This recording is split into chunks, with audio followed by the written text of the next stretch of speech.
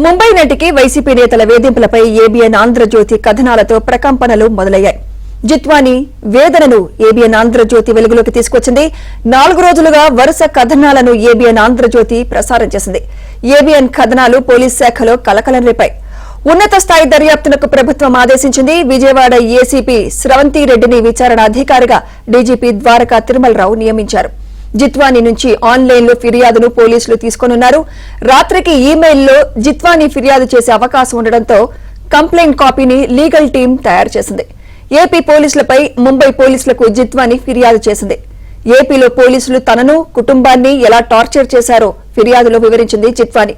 ముంబైలో ఇచ్చిన ఫిర్యాదును ఏపీ పోలీసులు తెప్పించుకుని లీగల్ టీం సభ్యులతో చర్చిస్తున్నట్లు సమాచారం.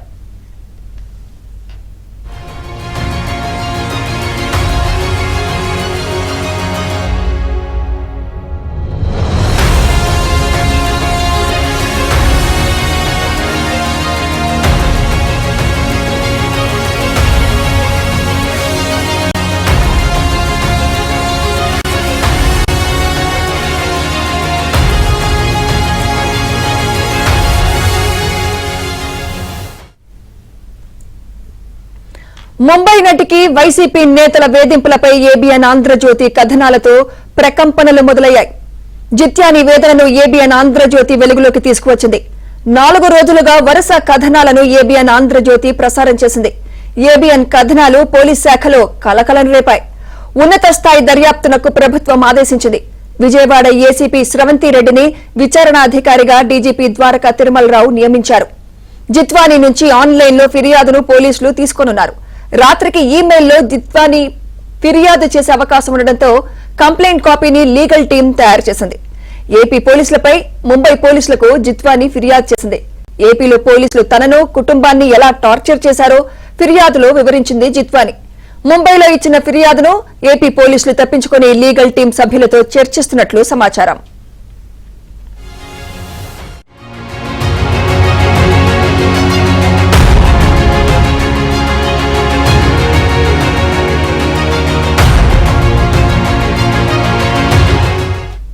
ఇదే అంశంపై మరింత సమాచారం మా ఏపీ బ్యూరో చీఫ్ రామారావు అందిస్తారు. రామారావు. సుమిత్ర, ఏబీఎన్ ఆంధ్రజ్యోతి కథనాలు అక్షర సత్యాలయ్యాయి. ఈ రోజు ఉదయం ప్రభుత్వం ఈ మొత్తం వ్యవహారంపై ఉన్నత స్థాయి విచారణకు ఆదేశించింది అని చెప్పి ఏబీఎన్ లో ఏదైతే ఈ రోజు ఉదయం మనం బ్రేకింగ్లు ఇచ్చామో అవి ఇప్పుడు నిజమని చెప్పి ప్రభుత్వ ఉత్తర్వుల ద్వారా కూడా తేలింది. ముంబై హీరోయిన్ పై అక్రమ కేసులు నమోదు చేయడమే కాకుండా ఆమెను పోలీస్ కస్టడీలో చిత్రహింసలకు గురి చేశారు అని వస్తున్న ఆరోపణలపై ఏబీఎన్ ప్రసారం చేసిన కథనాలపై రాష్ట్ర ప్రభుత్వం విజయవాడ డీజీపీ ఆదేశాల మేరకు Vijayawada city police commissioner Rajasekhar Babu విజయవాడలో ఏసీపీ సెంట్రల్ క్రైమ్ స్టేషన్ లో ఏసీపీగా ఉన్న కె స్రవంతి రాయిని విచారణ అధికారిగా నియమించారు. ఈ కేసులో ఇబ్రహీంపట్నం పోలీస్ స్టేషన్ లో నమోదైన కేసులో అసలు నిజాలేంటి, ఇందులో ఆమెను ఎందుకు అక్రమంగా నిర్బంధించారు, ఆమెపై వస్తున్న ఆమె చేసిన ఆరోపణలు, వీటన్నిటిపై కూడా పూర్తి స్థాయి విచారణ జరిపి నిజాలను వెలికి తీయాలి అని చెప్పి విజయవాడ సిపి ఆదేశాలు జారీ చేశారు. ఈ ఏడాది ఫిబ్రవరి 2వ తేదీన ఈ కేసు నమోదైంది. 2024/90 క్రైమ్ నెంబర్ తో ఇబ్రహీంపట్నం పోలీస్ స్టేషన్ లో నమోదైన ఈ కేసులో కొంతమంది ఐపీఎస్ అధికారులపై కూడా ఆరోపణలు రావటం పట్ల కూడా రాష్ట్ర ప్రభుత్వం స్పందించింది.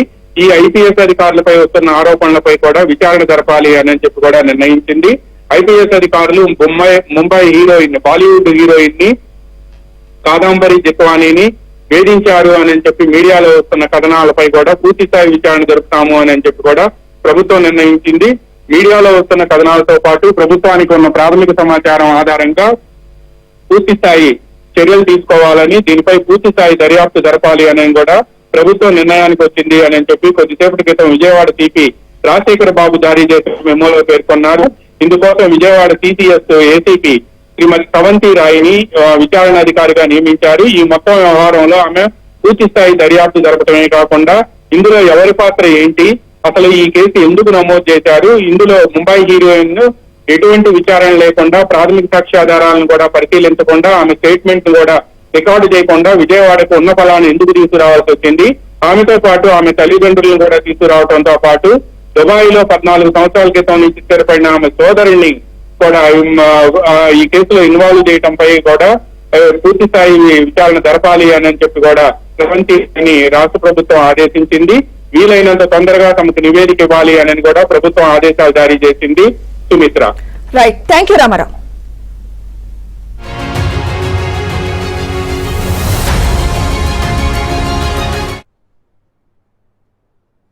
ఈ నత్వాని అనే అమ్మాయిని, సినీ నటిని ఇంత హింసించి దుర్మార్గం చేసినందుకు సజ్జల్ని ఇంట్లో కూడబెట్టకుండా ఒక 6 నెలలు సివిల్ పనిష్మెంట్ ఇవ్వాలి, లేకపోతే ఇట్లాంటి వాళ్ళు మారరు. కేవలం చట్ట ప్రకారం శిక్షించాలి, చట్ట ప్రకారంగా ఎవిడెన్స్ కావాలి అనేసరికి చాలా టైం పడుతుంది, దానికి చాలా విషయాలు కావాలి. నైతికంగా నీకు తెలుసు, నువ్వు నీ ఆజ్ఞల మేరకే ఐపీఎస్లు ఇద్దరు దుర్మార్గం చేశారు. కాబట్టి ఇంట్లో ఒక స్త్రీగా మహిళలను రక్షించుకోవడానికి ఈరోజు ఈరోజు రాష్ట్రపతి గారు కూడా మహిళా రక్షణ కోసం గొంతెత్తి మాట్లాడారు. కలకత్తాలో జరిగిన ఒక సంఘటన మీద దేశం అనేక సంఘటనలు జరుగుతూ ఉంది, మహిళలు కొంత నిలదీస్తూ ఉంది వాళ్ళ హక్కుల కోసం. అలాంటి పరిస్థితుల్లో ఏంటిది, సజ్జల గారి శ్రీమతికి నేను విజ్ఞప్తి చేస్తా ఉన్నాను, అతను 6 నెలలు వరండాలో పండుకోబెట్టమని చెప్పండి సజ్జల్ని. ఆమె నిజంగా దైవభక్తి సంస్కారం ఆమెతో ఉంది కాబట్టి నేను ఆమెకు విజ్ఞప్తి చేస్తా ఉన్నాను. నేను సజ్జలు 6 నెలలు వరండాలో పడి ఇంట్లో తిండి పెట్టబోకండి. ఆ సివిల్ పనిష్మెంట్ ఉంటేనే భవిష్యత్తులో ఇలాంటివి జరగకుండా ఉంటాయి. అదేవిధంగా ఐపీఎస్ ఆఫీసర్లు ఇద్దరు భార్యలు కూడా విజ్ఞప్తి చేస్తా ఉన్నాను, ఇలాంటి దుర్మార్గంలో పాలు పంచుకున్నందుకు, చట్ట వ్యతిరేక కార్యక్రమం ఉన్నందుకు చట్ట ప్రకారం శిక్ష జరగాలని కాదు, ఇంట్లో మీకు తెలుసు, మీ ఆత్మకు తెలుసు ఏం జరిగింది దీంట్లో. మీరు వెంటనే మీ భర్తలకి, ఐపీఎస్ ఇద్దరు విజ్ఞప్తి చేస్తున్నాను, 6 నెలలు వరండాలో పండుకోబెట్టండి. వాళ్ళు ఇంట్లో రాని మాకండి, అన్నం పెట్టబాకండి, బయట నిద్ర వస్తారు వాళ్ళు. అలాంటి పనిష్మెంట్ రాకపోతే మహిళలకు ఎట్లా రక్షణ ఉంటుంది? ఒక ఉన్నత స్థానాల్లో ఉన్న వాళ్ళే మహిళల మీద ఇలాంటి అఘాయిత్యాలు చేస్తే ఇంకెవరు రక్షించాలనుకుంటున్నారు?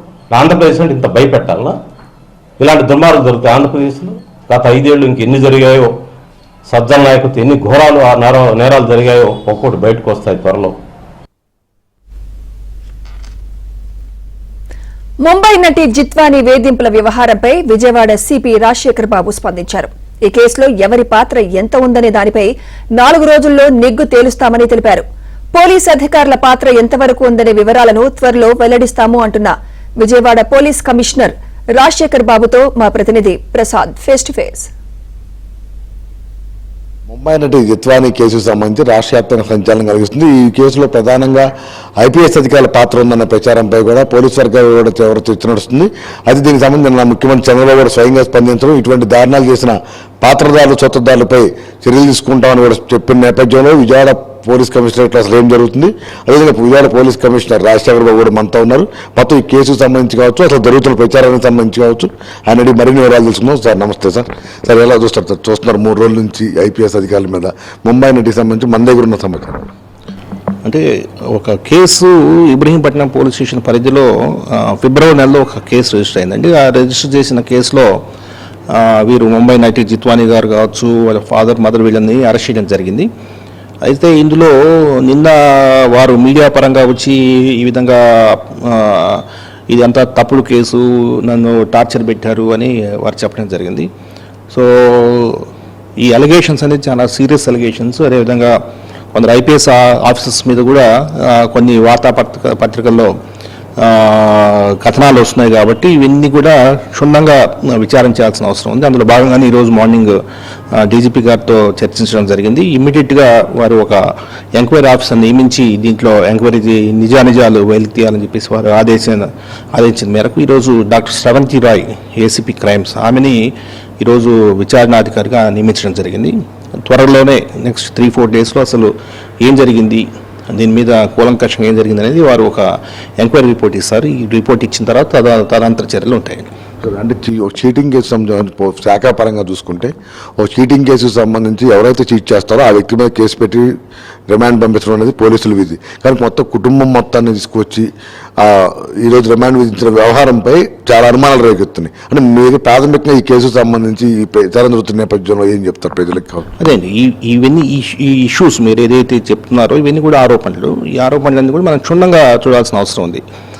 సీడీ ఫైల్ కూడా నేను తెప్పించుకున్నాను. అదేవిధంగా ఎంక్వైరీ ఆఫీసర్ కూడా సీడీ ఫైల్ తెప్పించుకొని టోటల్ అసలు ఏం జరిగింది ఈ ఆరోపణలో మీరు చెప్తున్నట్టు ఈమెని అరెస్ట్ చేయాలి కదా, తల్లిదండ్రులు అరెస్ట్ చేయాలా, ఎందుకు అరెస్ట్ చేశారు, అసలు ఈమెను కూడా అరెస్ట్ చేయాల్సిన అవసరం ఉందా లేదా, ఇటువంటివన్నీ కూడా క్షుణ్ణంగా విచారించాల్సిన అవసరం ఉంది. సో దీని లోతుల్లోకి వెళ్తాము. ఇంట్లో ఎవరున్నా కూడా తప్పు చేస్తుంటే వాళ్ళ మీద కఠినమైన చర్యలు ఉంటాయి.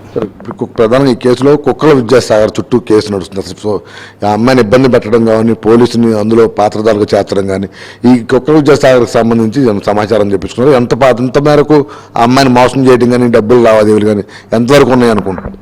ఎంక్వైరీలు ఈ విషయాలను తేలుతాయి. ముఖ్యంగా వారితో మాట్లాడాల్సిన అవసరం ఉంది. జిత్వాని గారితో ఎంక్వైరీ ఆఫీసరు వారి స్టేట్మెంట్ కూడా రికార్డ్ చేస్తుంది.